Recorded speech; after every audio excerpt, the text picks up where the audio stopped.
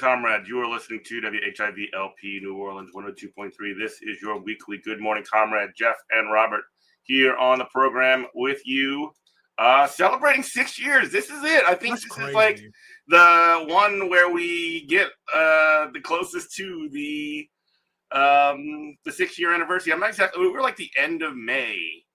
Started 2019, and we just hit 6 years here on the radio show. What the hell, man? They let us. They let us on the air for 6 years. What's going on, WHIV? We love you. I mean, it's not like it's community radio, so it's not like the bar is low. Yeah, the bar is very low. Unfortunately, we couldn't go like the Max Kellerman route of like just using community radio and just becoming super famous about it. But there's still time. Max Kellerman did that? Yeah, he started talking about boxing with his brother. I didn't know that. Unfortunately, like pre-podcast stuff. I like Max Kellerman. R.I.P. to Sam Kellerman. Unfortunately, he had a really horrible death like a number of years ago. He was murdered. But him and Max Kellerman in New York. I can't remember what part of town they were from, but they did community community television where they talked about boxing, and he became like a major boxing guy. He was original host of Around the Horn, which just wrapped up after like 23 years, which is crazy. I remember when that show started. Video games, like the man, he was Stat Boy on Pardon the Interruption. Reality. Yeah, and I don't know, man. It's just kind of a crazy thing to see that show wrap up when it was like getting ESPN's dumb. They don't care. But that show is so old, dude. Like I was in the Marine Corps, used to get home from off work and throw my boots against the wall and turn on Pardon the Interruption. I was in high school. All good things coming home from football practice. They were still getting numbers on it. They were still getting ratings. They were still doing it. I was gonna say, Pardon the Interruption had like a like not a spinoff, but they had like a sitcom based on that show.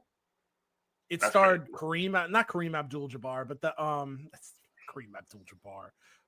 The Theo from Cosby Show was Wilbon, and I forget who they had to do another. But yeah, it was like based on them. It was so weird. Really? I think it only lasted like a season, but that's crazy. That sounds like a Tony Kornheiser idea, if I'm honest.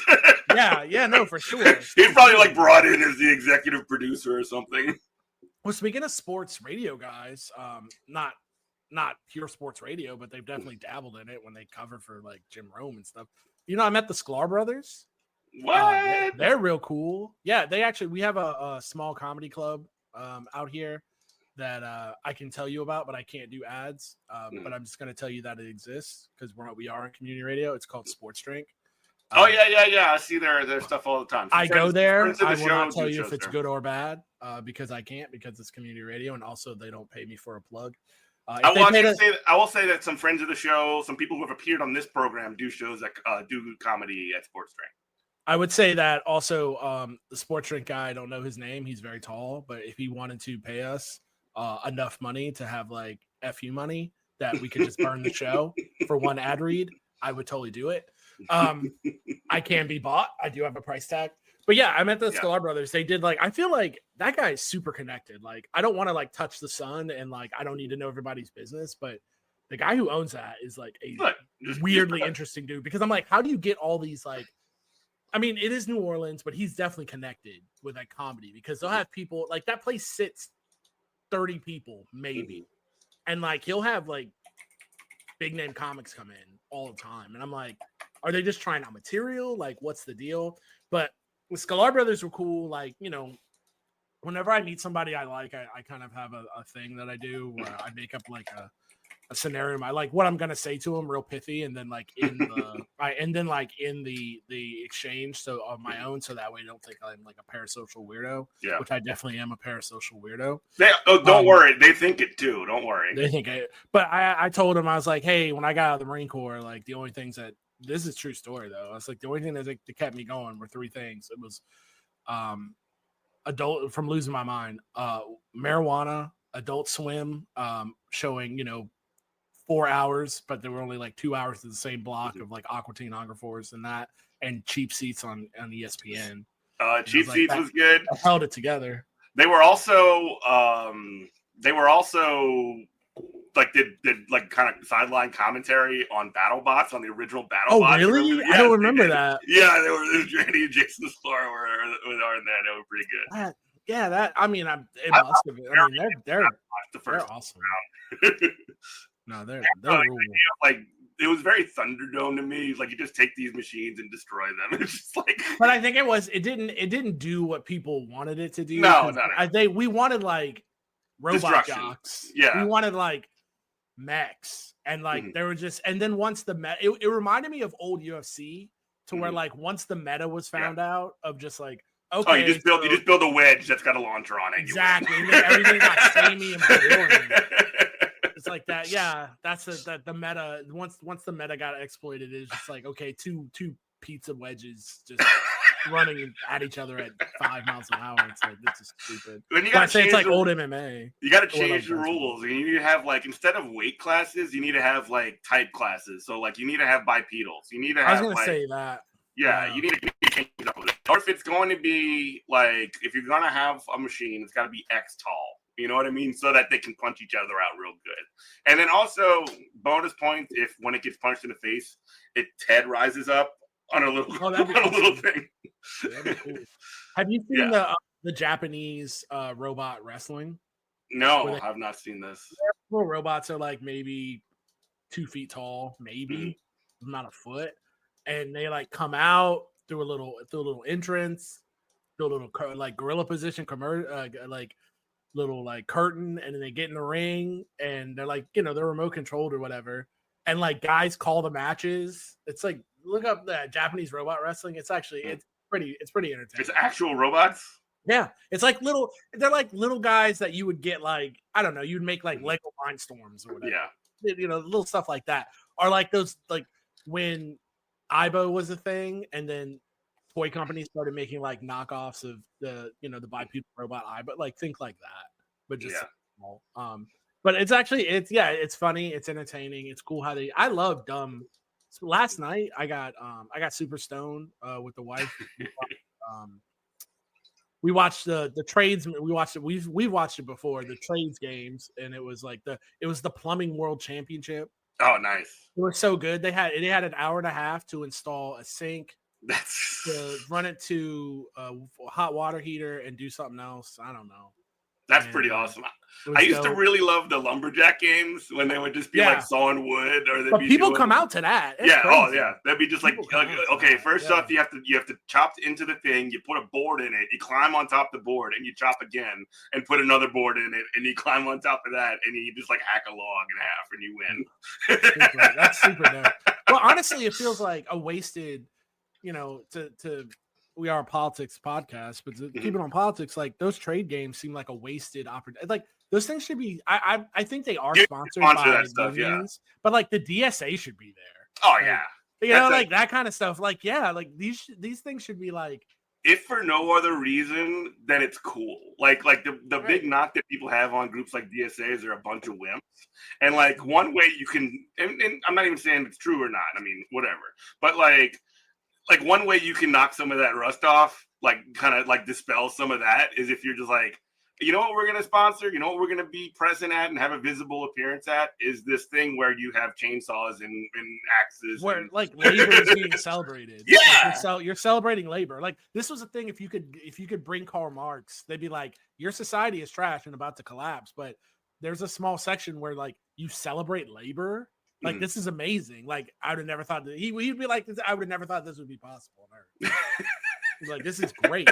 It's like, And it's like, yeah, it's like one guy, not the guy who won. The guy who won was like a Cincinnati plumber guy, but another guy who they were featuring, like he worked at like he was like real life Goodwill Hunting. He worked at Boston College, or maybe it was just like it doesn't matter. Let's just say Boston College, and he's like the head of the maintenance department. And it's just like it just really goes to show you, because obviously the people who are doing this, going back to like RFK, like artistic people. These are the most autistic people who've ever autistic. Mm-hmm. Like the way they can like put, I've done just home repair. The way they can put plumber's tape on a pipe, I could never dream of in a million years. They could just like, and they're just so focused. You mean no water comes through that? Are you crazy? Like, how does that happen? The way this man is eyeing every single thread on this pipe, like it's the most important thing he's ever done, and just weaving that around like he's some kind of like Charlotte's Web spider. It's just like insane, dude. Like I'm like, this is the most autistic man that's ever autistic. Yeah. Like, it's crazy. Yeah. And then you have RFK talking about like, oh, this person will never like have a job, or this person will never like know life. It's like, no, bro. Like autism is just being like interested in specific things and paying attention to specific details and having, communicating in specific ways and having specific stimuli. And it's just like, you basically like they basically talk about autistic people like they're nonverbal, they'll never speak, they'll never like have anything.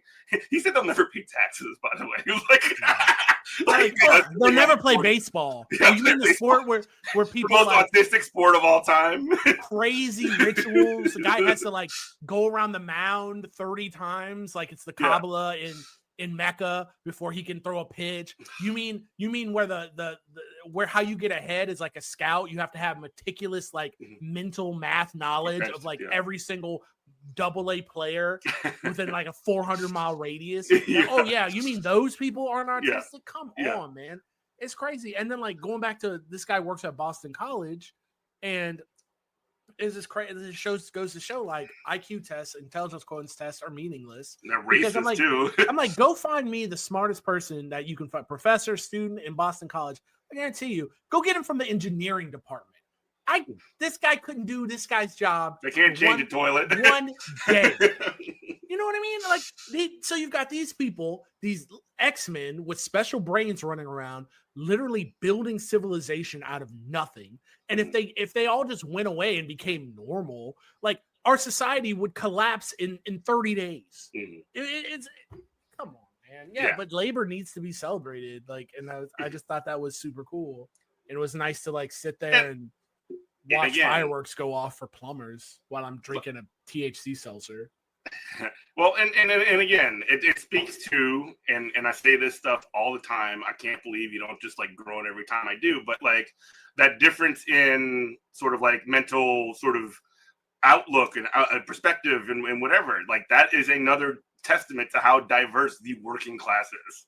You know what I mean? It's all races, all colors, all creeds, all backgrounds, all everything, all essentially all mental multi-exceptionalism. I can't even think the word to describe it right now, but that's another part of it. You know what I mean? Mm-hmm. And it's not a knock on it's not a knock on at like actual, we talk about like sports athletes who kick the sports ball around, like that is labor as well.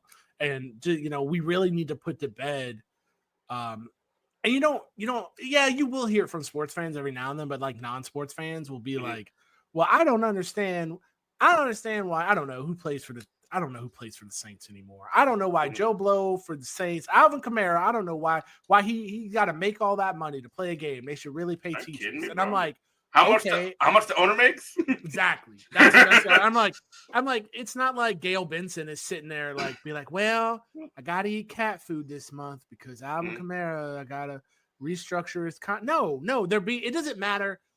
It doesn't matter what they're being paid. Their labor is being exploited because they are not getting the lion's share. They're not getting the fair market value of what their labor creates.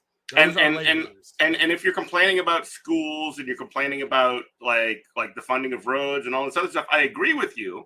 Right. It's not necessarily worker in this situation that's the problem. It's the distribution system. And the people who hold power in that distribution system are not the workers. It is the owners. It is the owning class. It is the richest people in the world who already have more obscene money than God than you can possibly ever imagine in a million billion years and spend in like not just one lifetime, but a lifetime of like a series of lifetimes.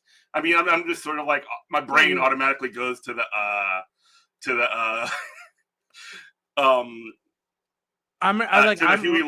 Huey Long clip of like how many people been to a barbecue, and it like talks about how like what if this person comes and they just take all the food for themselves, their kids, all they could ever eat.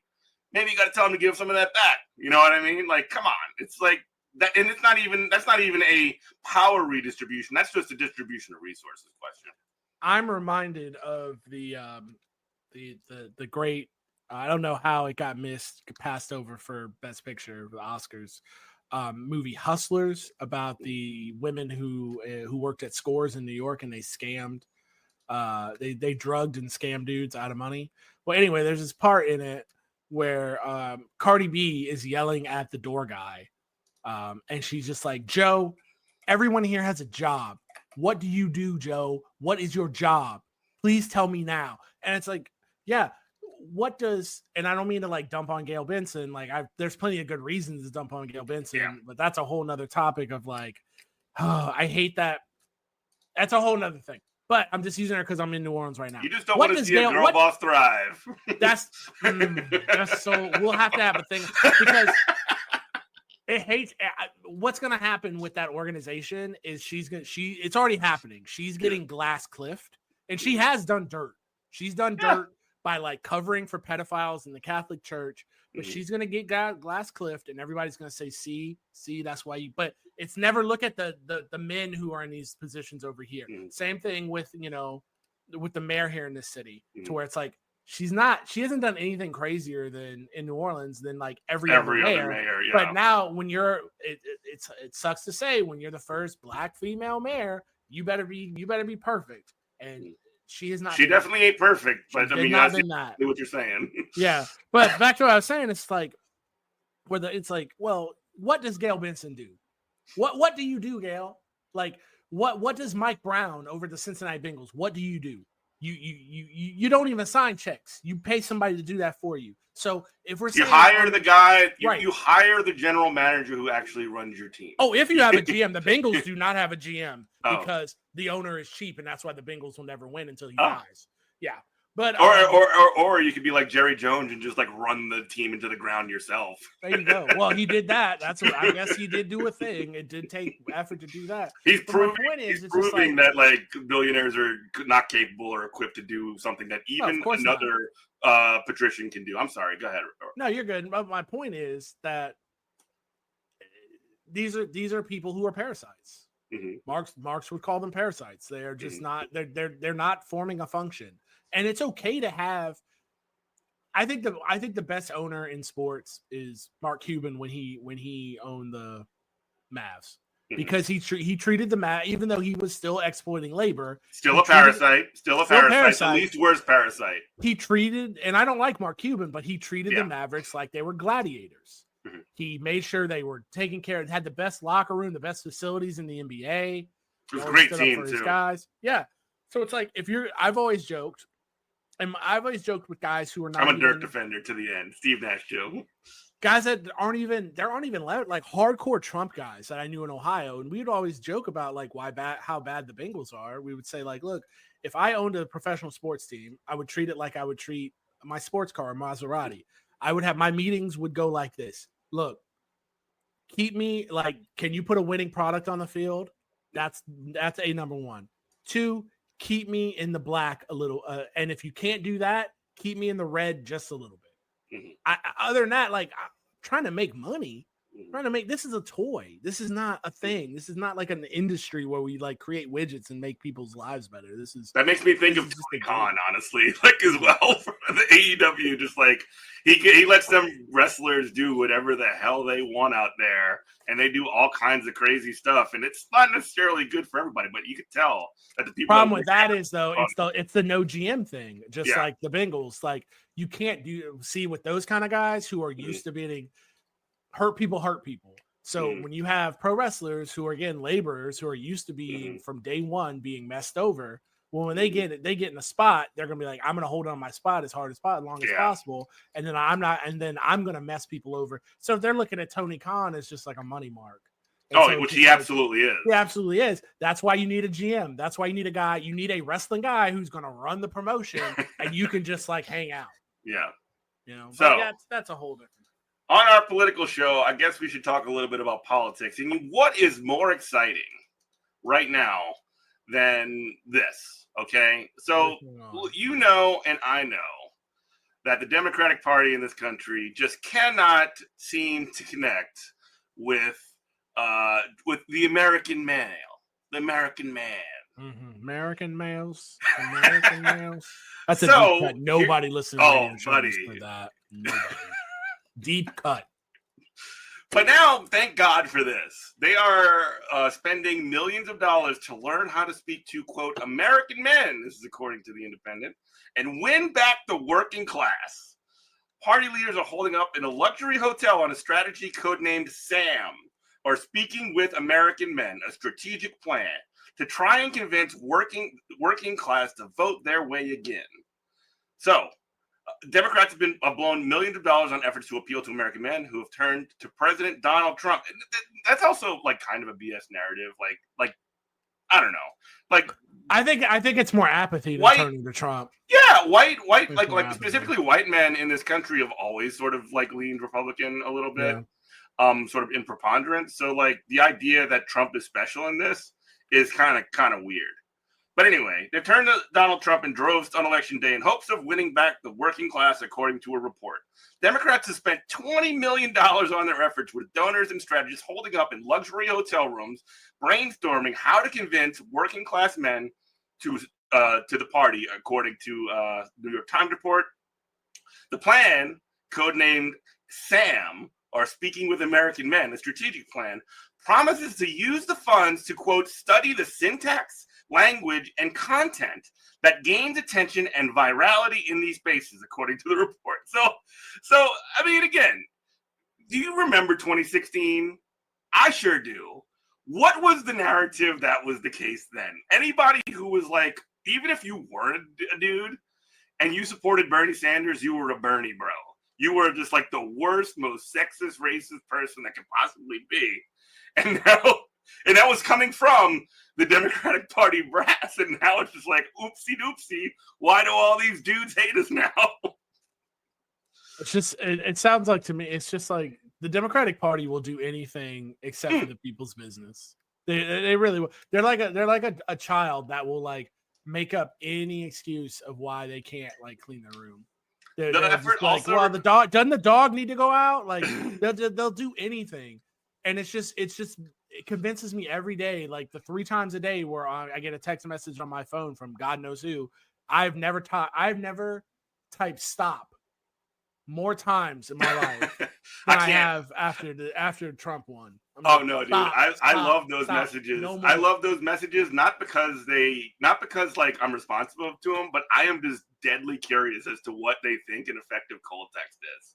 As somebody who worked in the field, I'm like coldly curious about it. You know what I mean? Right.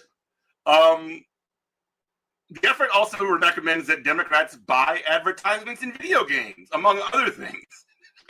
So if you wanted to get anything that gamers like, let me tell you what, as I'm a 43-year-old man, if you want to talk about expertise, I might not know much about socialist theory, but I can tell you about every darn video game ever. So let me tell you what gamers absolutely love. We love logging in and getting a big old ad. We love that. It's so much immersion in the game. Like you're playing a video game to like escape this capitalist cyberpunk real life hell space that we live in. So you want to log into the zone for a while and throw in your VR helmet and pretend you're flying the spaceship. You know what I want to see? Joe Biden's ghost. like they did that in Fortnite. If you remember that, they did that. They had they added the DNC put Joe Biden in Fortnite yelling at kids. And he was like 50 feet tall in the game. Listen up, this is real. I'm not making it up. And we all loved it. We all loved it. Absolutely not.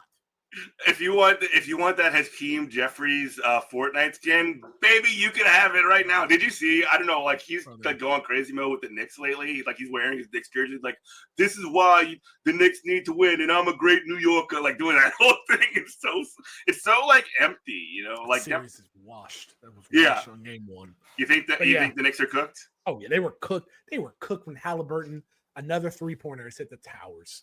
Like they were They were they were up by 20 and couldn't hit a free throw to save them. That was crazy, brother. They are cooked. I'm sorry to say it. There's somebody I'm hanging out with. They're like, she's a super New York Knicks fan, and I'm like, I don't know how to break it to you. This is dead man. I guess we'll see. I'm not like hating for either side here, but I guess we'll see after. I hate Reggie Miller. After a home team loses, though, like we haven't seen a home team lose in that series yet. So. Absolutely hate Reggie Miller. So it's like having to hear him talk about Indiana makes me want to just throw up. You'd rather Pat McAfee, right? Absolutely. All day. I'm not kidding about that. I hate Reggie Miller. While the Democratic Party has struggled in recent years to maintain voters, the party hopes to be rejuvenated by the fact that Trump's popularity has been on the decline since he was elected last fall. Buddy, they are doing the thing. They're doing the Canadian labor thing. They're doing the Starmerism. They are doing the like, oh yeah, all we got to do is wait for the waves to turn. I'm so sick of turning on like CNN clips and hearing that guy like he's calling the Holyfield, Tyson fight, and it's just like he's screaming about, oh, Trump's poll numbers have never been low. You know who doesn't care about that? Donald Trump. He don't care nothing about that. He's like, I'm in. They don't. That these liberals think that these demons, these conservative demons, operate by the same logic they do, even to this point in the year of our Lord, May 27th, 2025 is when it's mind shattering to me. It's so Chuck Schumer, like I wrote Donald Trump a very stern letter and I did not use ChatGPT. And that's gonna affect him very much. He's gonna feel very sad about that. It's like that was writing a round file. What are you talking about?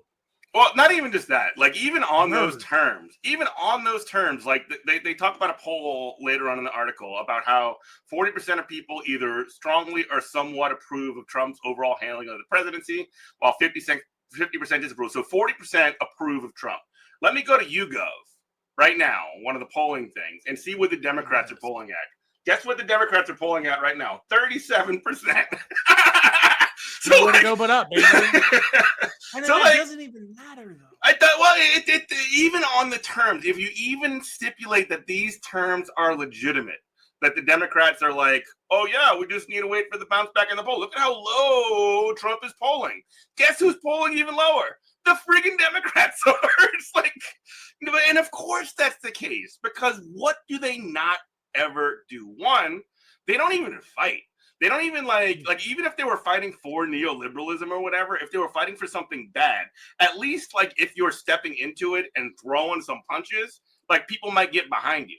They ain't doing that. They're just rolling over every single time. And then two, again, time and time again, we see it now when Bernie Sanders goes on the Andrew Schultz show and him and Charlemagne the God start talking about how the Democrats need to be more socialist.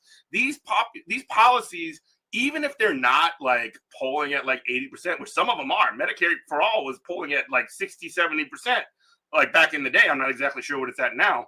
But even if they weren't, like at least it provides a coherent, like something that people can get behind and you can actually push these things forward, as opposed to what like the Ezra Klein dork boys of the world are just like, you know what we need to do? We need to start peddling deregulation so that we can actually build housing. That's the problem. It's not that we haven't mandated public housing and passed that kind of legislation to make it happen. It's because, the regulations.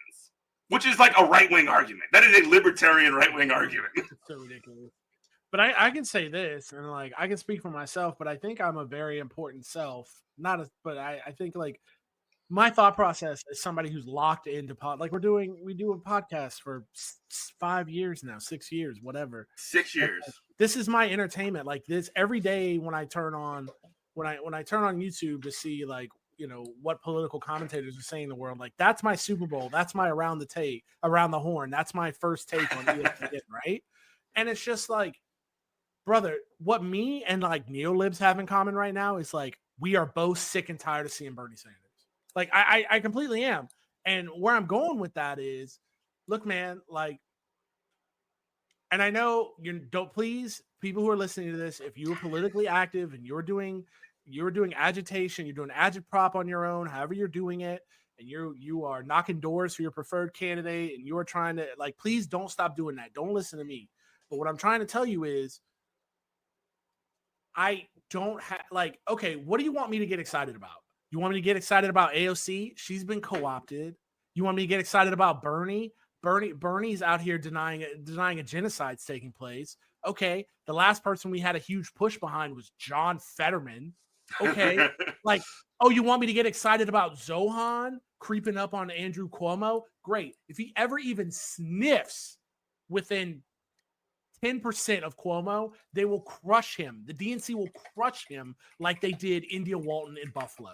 So I'm like, what am I? And I'm looking at myself as a canary in the coal mine. If you cannot convince me, someone who is locked in, I'm locked in, baby, focused on this. How the hell are you going to convince Joe Sixpack of anything? Like, I don't understand. I do understand it because we have the same round and round where it's like, losing to them, being the opposition party, if they win, they win. But if they're also comfortable just being the no power opposition party, because they're going to do the same things when they win. It's the same things when they lose. It's nothing. But when they lose, they actually get cover for not doing anything to where they actually have power. Now they lose that cover. So it's like I don't care about poll numbers, man. and again, like nothing is more of a testament to that than the Biden administration itself, which even if you just like look at something like, let's just say like foreign wars or whatever, right?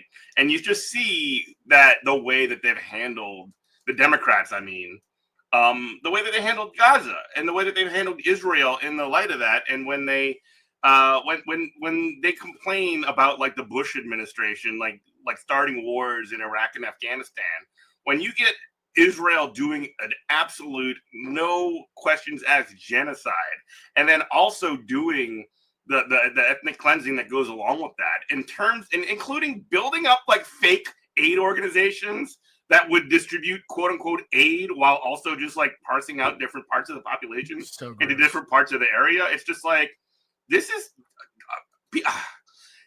it is really crazy how bad it has gotten over there and how bad it can still get over there.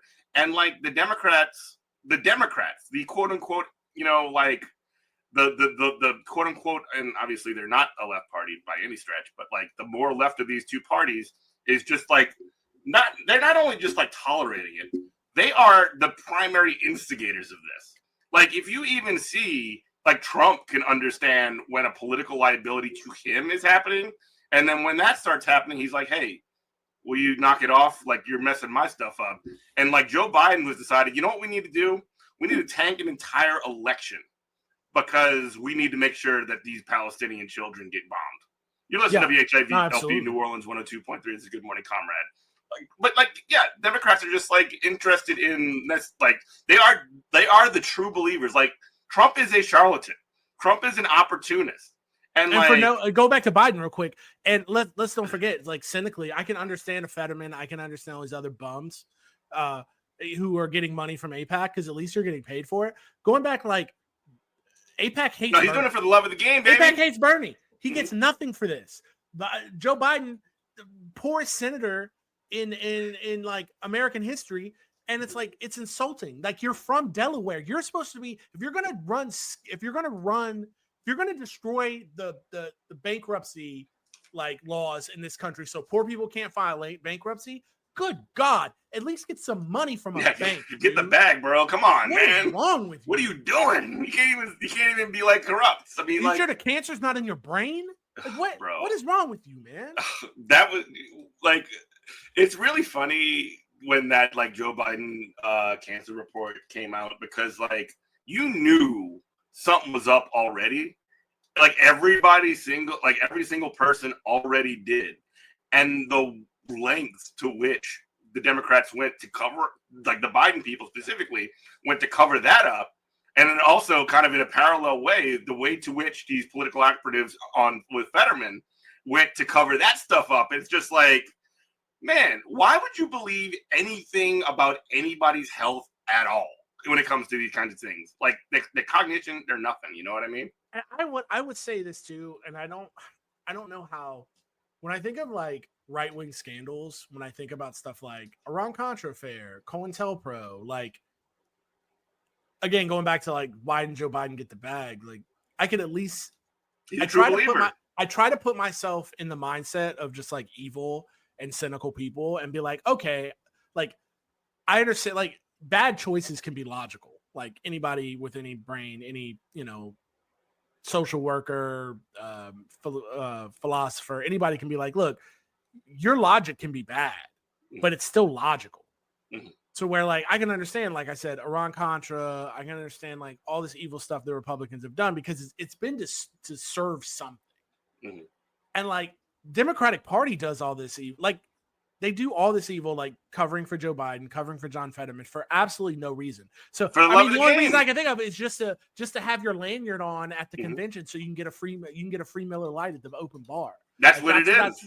It's so gross. It's like, this image that they have of like what is a serious person, and these serious quote unquote serious people have determined that like, hell, you know what America needs to do? We need to have the biggest, strongest military in the history of the world. We need to defend Israel while they bomb hospitals and schools and neighborhoods and the tents that they put up after.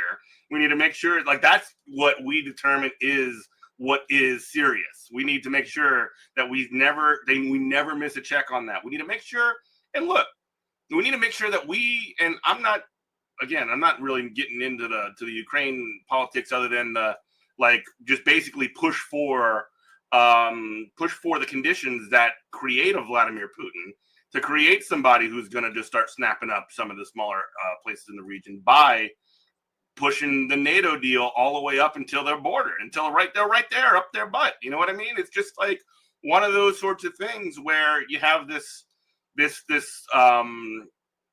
conventional sort of like brain virus that all of these people who have determined, in the sort of like beltway circles and all these foreign policy circles have just determined that this is what is serious and everything outside of that is not. And that's what it is, and that's all it is, and that's how you get to play the game. And again, like literally, Democrats were saying that Trump is Hitler and like he is going to like take us down straight down the road to fascism, which I actually don't even necessarily disagree with. But then when Hitler wins the election, they're like, well, guess we don't have to do nothing now.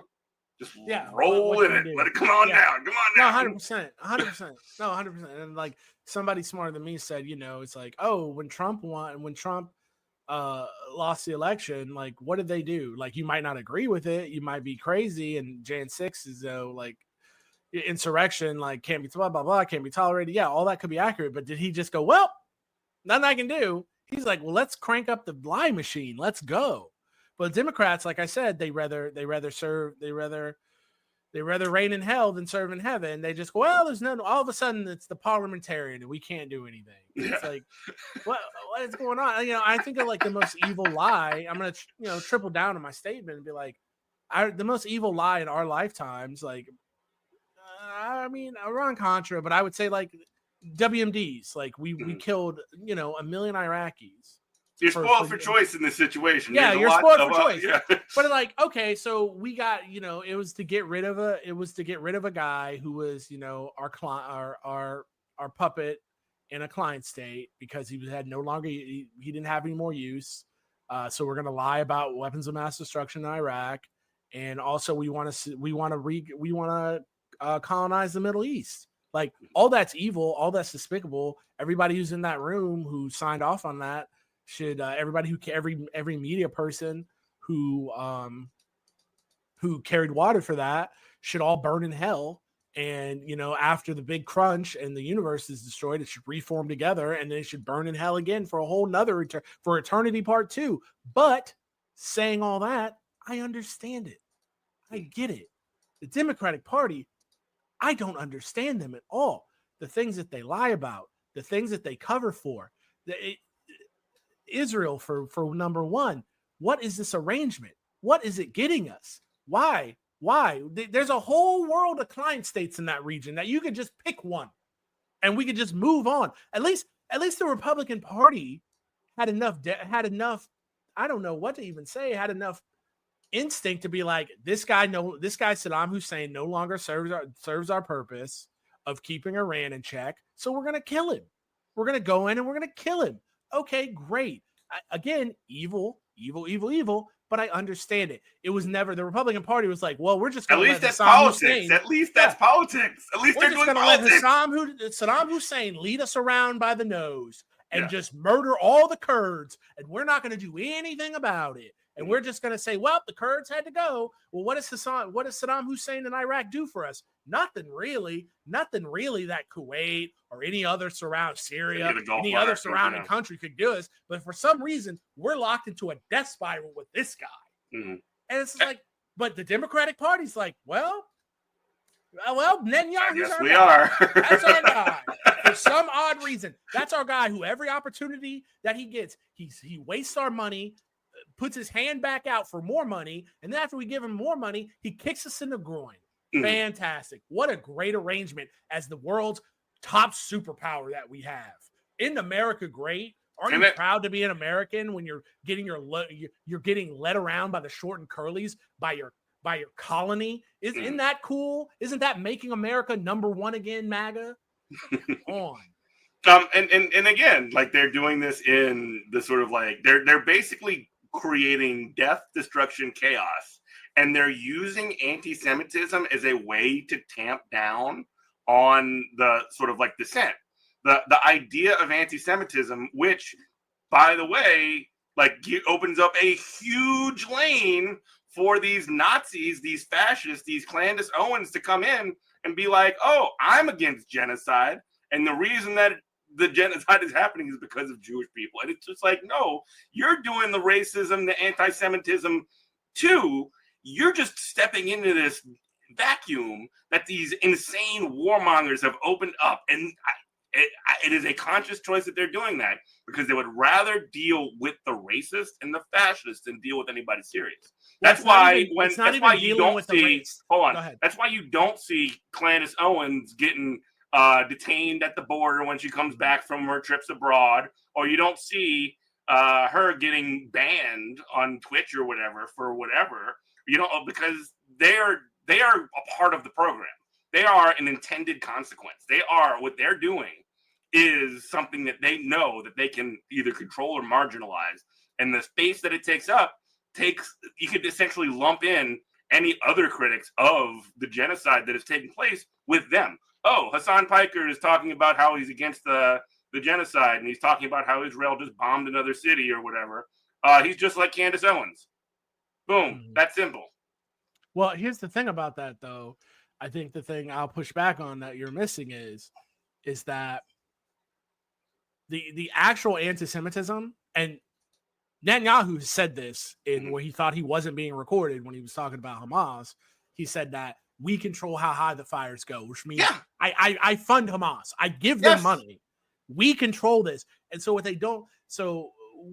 what has been said, I'm not like, this isn't like a genius position of mine, but yeah, other people smarter than me have said this, is that they're trying to grab a tiger by the tail. That's what John F. Kennedy would have said. You grab the tiger by the tail, it's eventually going to turn on you. And what I mean by that is the actual anti-Semitism is not a bug, it's a feature. Mm-hmm. People like the ADL, that's exactly all these Hosmer agents, they want the anti-Semitism because it says, see, look all you American Jews, It's not safe here. The only place that's safe is Israel. Never mind that we're doing a genocide and you're gonna be in, air raid shelters, 5 days out of the week. Never mind all that, but it's not safe for you here, and that's why you have to be a rabid supporter of Israel, and that's why all Arabs need to be killed and flayed to death. So they like it like this. And then the Christian Zionists are like, the Christian Zionists are like, hell yeah, get out of here. That's a whole nother Dungeons and Dragons game. That's a whole nother foolishness. But like, what they don't understand is, and I'm calling it right now. You want to talk about pogroms? The right wing is already it's an order of operation. They want to kill people who look like me first, and then they'll move to the Jews. But the right wing has already turned on Israel. So there's going to be pogroms in this country that are going to look like Kristallnacht. And it's already starting to happen. Now, you take that IDF soldier and his fiance, who I have no love for that guy. I don't care. I don't care nothing about him. I have zero feelings. So, but you can, from a raving, commie lefty like me, that's to be expected. But the apathy in a country that has school shootings all the time, violence all the time, and now the ADL is trying to be like our poor,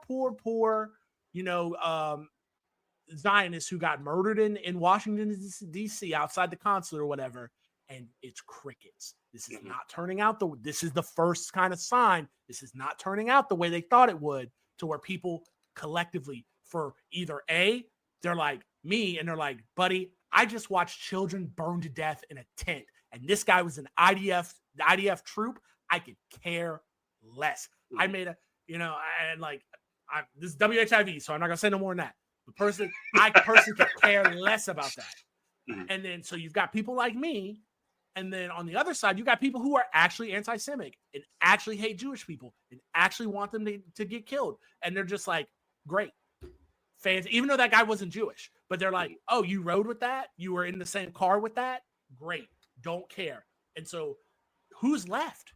I'm telling you, it's going to be a weird day, and it's coming soon. It's going to be a weird day to where like I said, there's going to be pogroms in this country that are going to look like Kristallnacht, and the only people who are going to be out there actually physically protecting synagogues and Jewish people are going to be brown people wearing keffiyehs. It's going to happen, and it's going to look crazy. And they're going to be like, well, how is this so? It's like, yeah, because murder bad, bro.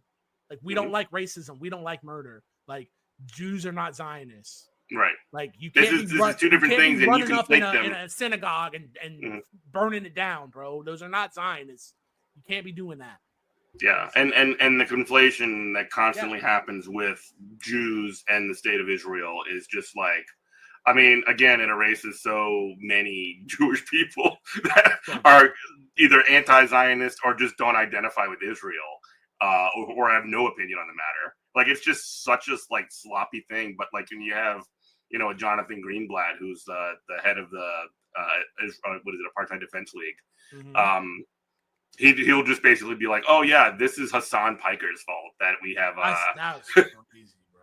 Yeah, you saw that? That's crazy. It's gonna be me, you, Hassan Piker, and Miss Rachel in Jena, Louisiana. Dude, okay, let's talk about Miss Rachel for a second. So gross, okay, dude.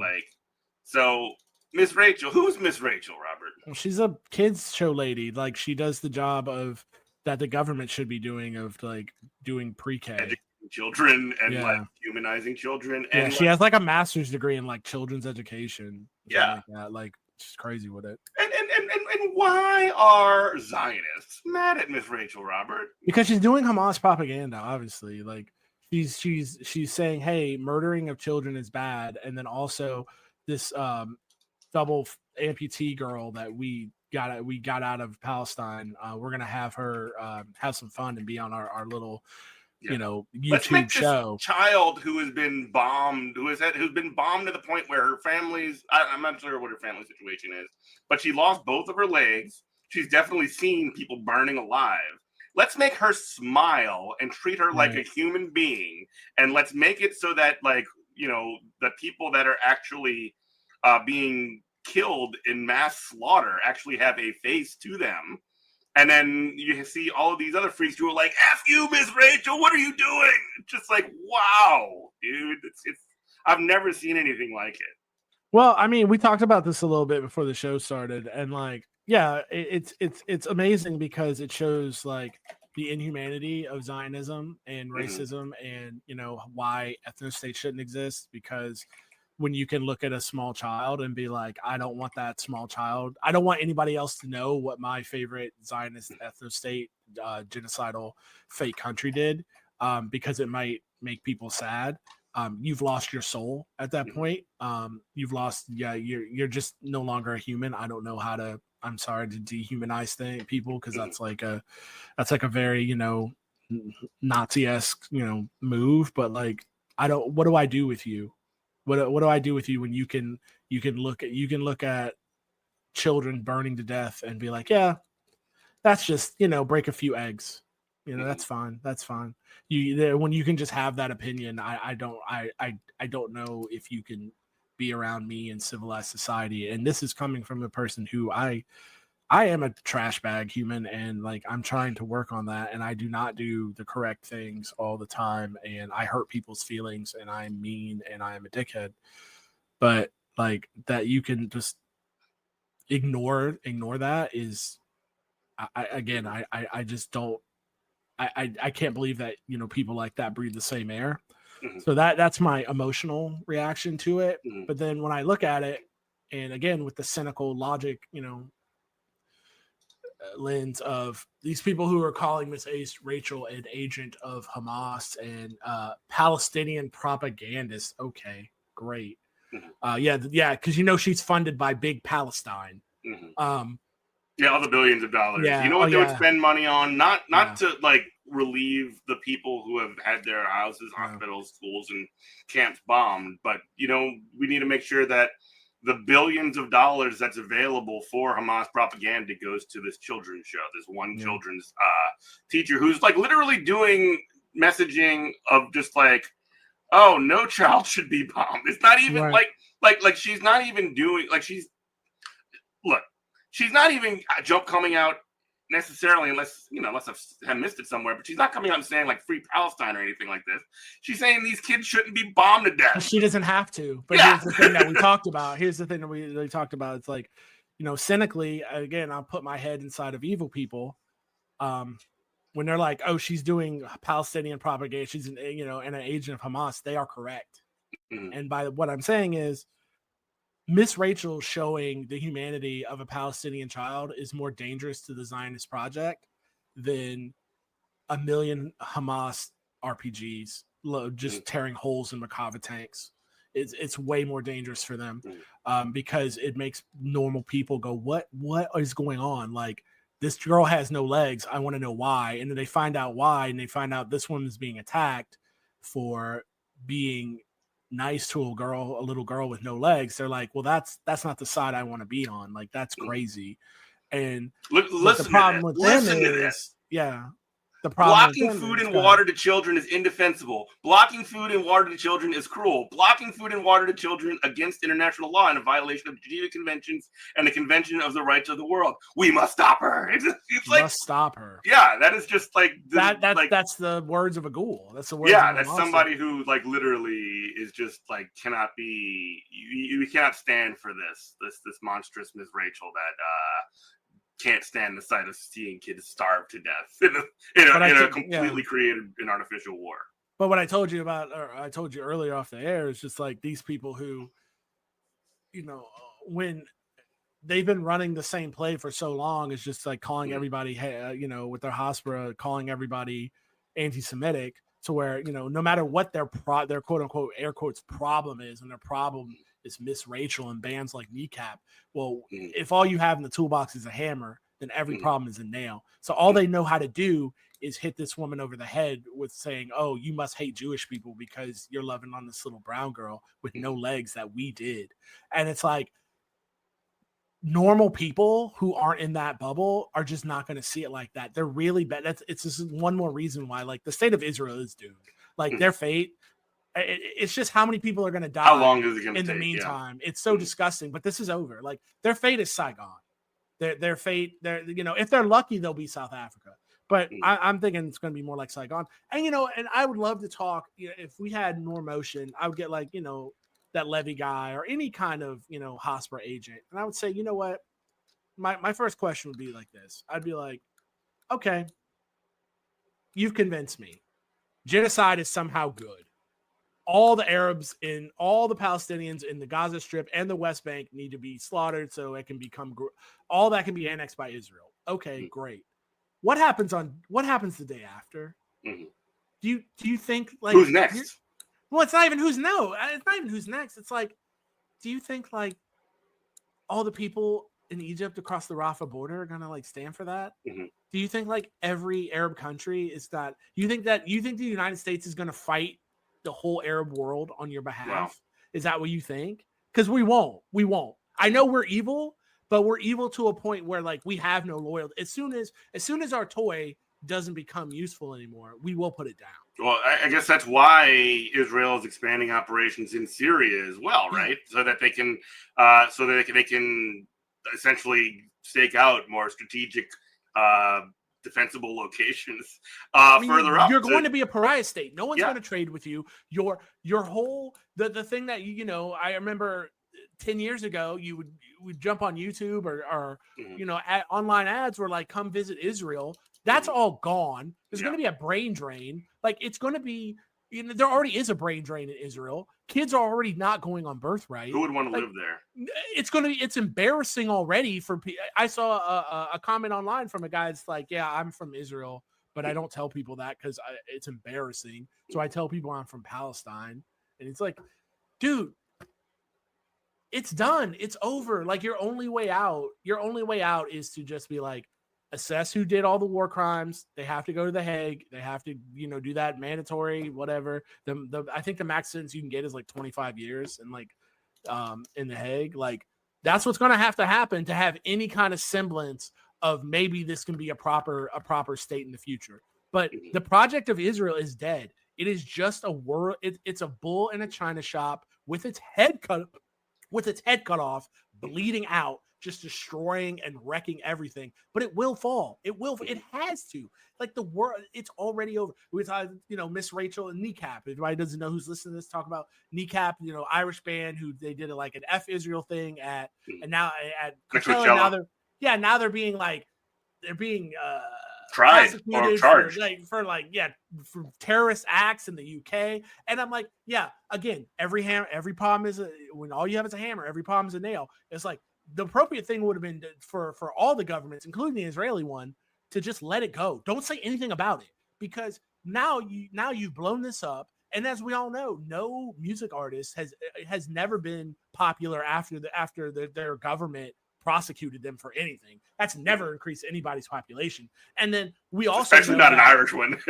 We also know the UK's great history of stopping insurrection by throwing Irish people in prison. Yeah. It's like y'all just keep taking L's. Like y'all don't learn from a history book. It's gross. I see we're about out of time. Yeah, we got to bounce, but 6 years. Good morning, Comrade. Thank you so much for listening to everybody else. I feel like we're going to do another 6. We're going to keep it rolling. People who have been listening, we've been having a few reruns lately. Stay tuned. My schedule's been crazy, but we're going to get something stabilized. We're going to settle things down. Yeah. And we have the possibility of some really exciting things coming in the future. So follow me on Twitter. Say what now? Said maybe making some money. Let's not get ahead of ourselves. But meanwhile, 6 years and we haven't seen a dime. So let's not get our DNC. I will say whatever.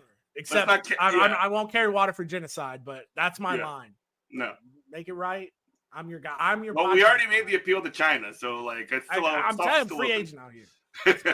So thanks to everybody for listening. Follow me on Twitter at Eminent Prof. You can get all of our information, back episodes at goodmorningcomrade.com. Follow us on all the stuff, Instagram, whatever. Thanks everybody for listening. We love you. Bye-bye.